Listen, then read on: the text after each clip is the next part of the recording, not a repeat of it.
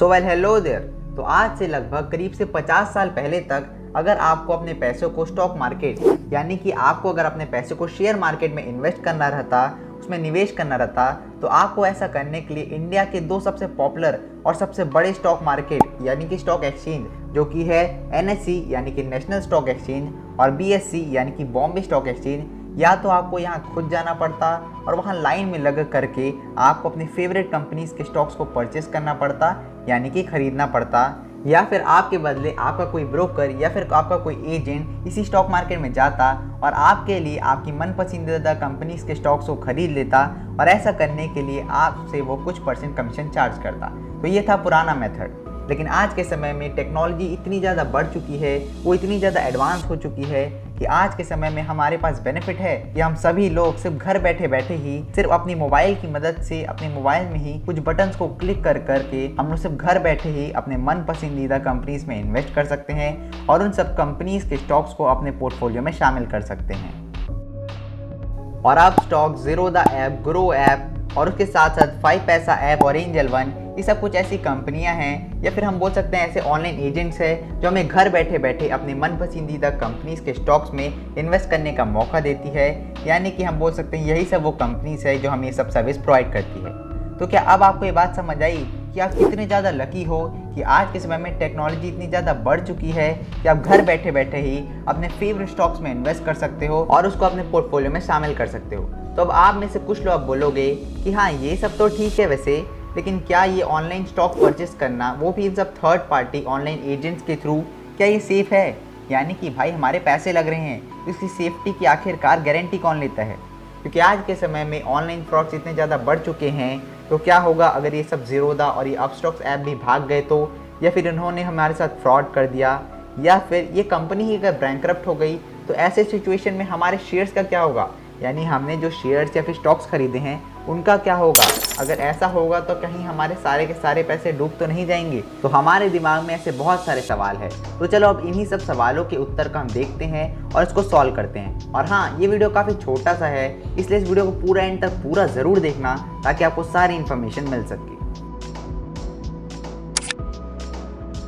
तो सबसे पहली बात तो ये है कि जिस प्रकार पुराने समय में अगर आप किसी भी कंपनी में अपने पैसे को इन्वेस्ट करते थे और किसी भी कंपनी में अपने पैसे को निवेश करते थे, तो आपको ऐसा प्रूफ कि आपने उस कंपनी में इन्वेस्ट किया है, उस कंपनी के शेयर्स या फिर स्टॉक्स को खरीदा है, आपको एक फिजिकल फॉर्म में एक सर्टिफिकेट मिलता था जिसको हम फिजिकल शेयर्स बोलते थे। लेकिन आज के समय में ऐसा बिल्कुल भी नहीं होता। आज के समय में अगर आप किसी भी कंपनी में इन्वेस्ट करते हो तो आपको एज अ प्रूफ कोई भी फिजिकल शेयर कोई सर्टिफिकेट के फॉर्म में नहीं मिलता है। उसके बदले आपको मिलता है ई शेयर्स यानी कि इलेक्ट्रॉनिक शेयर्स आपको उसके बदले में मिलता है। यानी कि हम बोल सकते हैं वो शेयर्स जो कि फिजिकल फॉर्म में तो अवेलेबल नहीं होते और वो शेयर्स जो कि सिर्फ और सिर्फ इंटरनेट में, सिर्फ और सिर्फ ऑनलाइन वर्ल्ड में ही एग्जिस्ट करते हैं। तो अब मैं आपको बताता हूँ सबसे इंटरेस्टिंग चीज़, वो ये है कि जिस प्रकार एक बैंक आपसे आपके पैसे को कलेक्ट करती है और उसको आपके लिए सेव करके रखती है, सेम उसी तरीके से गवर्नमेंट की ही दो रजिस्टर्ड कंपनी, एक NSDL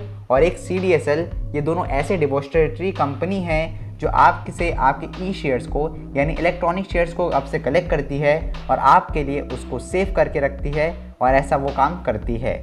सेम जैसा कि कोई बैंक करती है। और सबसे इंटरेस्टिंग बात तो ये है कि जिस प्रकार आप कोई थर्ड पार्टी एप्लीकेशंस की मदद से अपने पैसे को अपने बैंक अकाउंट से किसी दूसरे के बैंक अकाउंट में ट्रांसफ़र करते हो या फिर किसी दूसरे के बैंक अकाउंट से अपने बैंक अकाउंट में रिसीव करते हो, तो जिस प्रकार आपके पैसे इन सब थर्ड पार्टी एप्लीकेशंस के पास नहीं जाते, आपके पैसे तो बिल्कुल ही आपके बैंक अकाउंट में एकदम सुरक्षित और सेफ रहते हैं। तो ठीक उसी तरीके से इससे फ़र्क नहीं पड़ता कि आप कौन से कंपनी या फिर कौन से ऑनलाइन एजेंट्स के थ्रू अपने मन पसंदीदा कंपनी के स्टॉक्स में इन्वेस्ट करते हो, आपके स्टॉक्स हमेशा CDSL और NSDL ये दो डिपॉजिटरी में हमेशा सेफ और सुरक्षित ही रहेंगे।